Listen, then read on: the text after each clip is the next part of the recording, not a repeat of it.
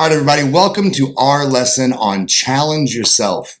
On face value, it seems like this would be an easy one for guys, right? Because we love a challenge. What we don't like, though, is being challenged. And we also don't like to challenge ourselves. And so it's absolutely essential that you do it, though. And so what exactly are we going to challenge? Well, the short answer is absolutely everything, right? I'm not saying being hyper self-critical. I'm not saying tear yourself apart. What we're talking about here is really taking the time to do some inner work, some personal reflection to figure out what it really is that makes you tick, because that is the true key to authenticity. And so let's talk about the myth of comfort, right? This is the thing that precludes us from doing this hard stuff because we're comfortable. We don't want to do it. It's uncomfortable to do these things.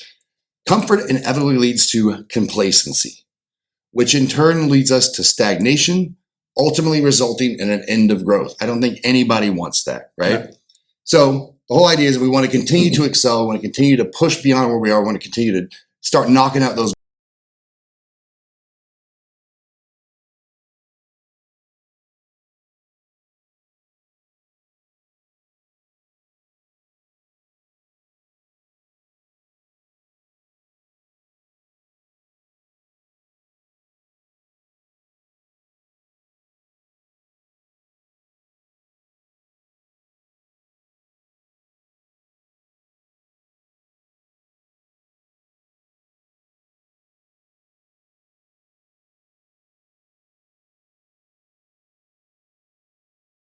Step outside of your own thoughts and beliefs. It helps you look at things and actually do some quantitative analysis.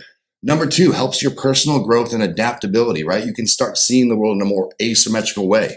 Number three, I know, Aaron, you talk on this one quite a bit. Constructive dialogue and empathy, right? Yeah, so I've got a saying is you believe what you perceive, but perception is just that. It's perception. That doesn't mean it's not valid, but you could take the three of us, put us in a room, and we all have a different perception of what's going on right now. They're all equally valid, but that's exactly what happens when you're having communication. So constructive dialogue recognizes that.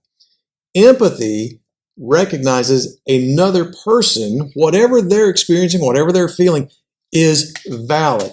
It doesn't mean you agree or you perceive the same way, because when you have constructive dialogue, you're recognizing there's a messenger, the message, and the receiver. And that message is influenced by the messenger's and the receiver's emotions, opinions, perceptions, beliefs, all those things.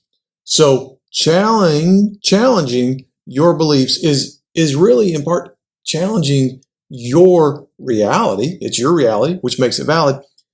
But you do that through constructive dialogue, which is good communication, and empathetic listening, empathetic communication.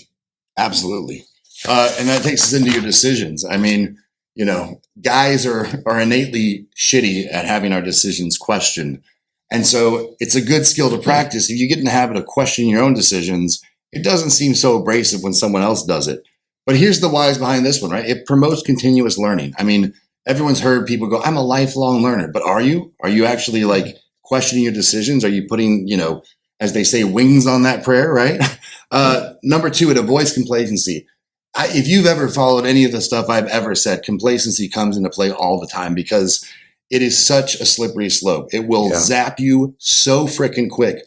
And when we're complacent in our decision making, we get complacent in all things. I used to have a battalion commander, my first ever battalion commander when I was a little baby private in the Army.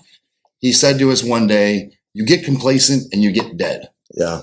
And what he was talking about was from a tactical perspective, but that plays into exactly what we're talking about here. Like, we made decisions based off of environmentals and what we knew the enemy was doing. And if we just said, okay, you know what?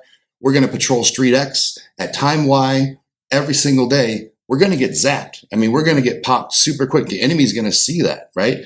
So you have to question your own decisions. You have to challenge your decisions. Why am I doing this? Is there a better way to do it? Once you get complacent, you get in those routines and patterns, game over. Next, enhances decision-making skills. I mean, it's not a one-size-fits-all thing. And so you have to have a skill set to base your decisions off of what you're looking at in the moment. Over to self-perception, right? This is huge. We've talked about authenticity and some of the other content. This is a big piece of this. You have to question your self-perception.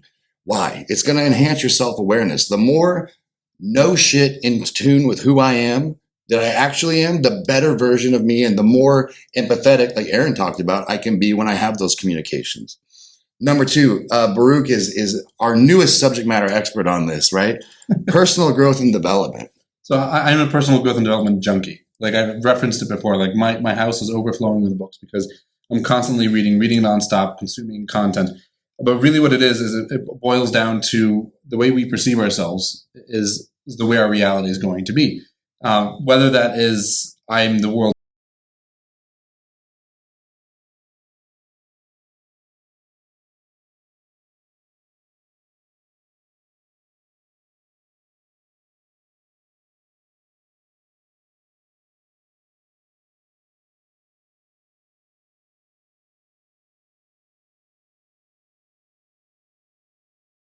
thought that, well, I can't learn and I can't do. So I'm just going to pursue the route that was prescribed for me, which is go and study, become a rabbi.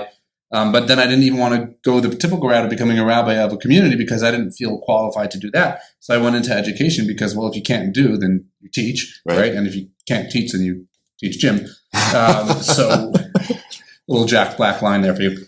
But the end of the day, really what happens is that was my self-perception, is I put myself in this box. And as I referenced before, I was living in Brooklyn, New York, traveling to Queens every day on the subway, an hour and a half each way.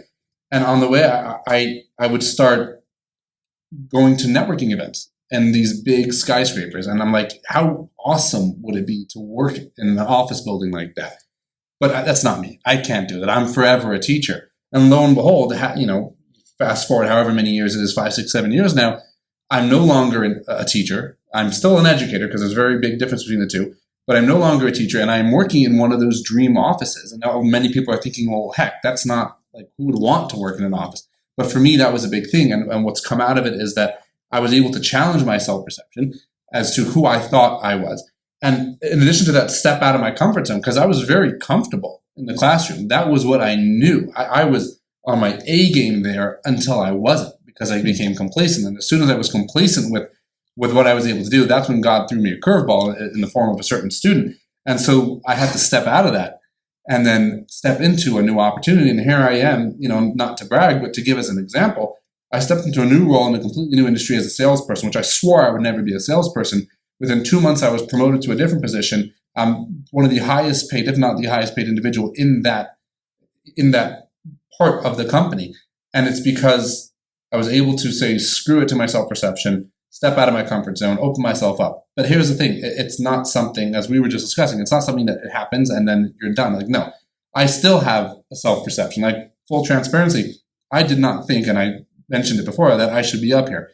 But because of these gentlemen, it's, you know what? No, there are things that I have gone through. There are things that you are going through that do qualify you with your life experience, because there are people that you can speak to. There's ways that you can move forward and can do great things. So you're constantly challenging your self-perception, because the way you look at yourself is very different than the way everybody else looks at you. So you have to own up to who you truly are and who you can become so that you can start doing more. Absolutely. Yep. And then that brings us to the last one, increased empathy and understanding. Anyone notice a theme here? Like, get uncomfortable, don't get complacent, and have some freaking empathy. Yeah. And that is really the crux of all this, gents, is if you want to get really resilient, you want to get really moving forward, you want to make some real progress and not just who you are, but how you do what you do, you got to get comfortable being uncomfortable. You can't get stuck in the rut of routine and complacency. You have to challenge yourself every day. And then the last thing I'll say on this is something that I know we all three believe in. Get up every day and do something hard on purpose. Yes. On purpose. Because by the time you're done doing that hard thing and the world throws you that curveball, you're like, that's nothing. I put myself through worse than that before the sun even came up, right? Oh, yeah. Challenge yourself every day. And it takes stepping out of yourself, like Baruch was saying, and looking at it objectively. What are the moving pieces here and what needs to change to put me where I want to go?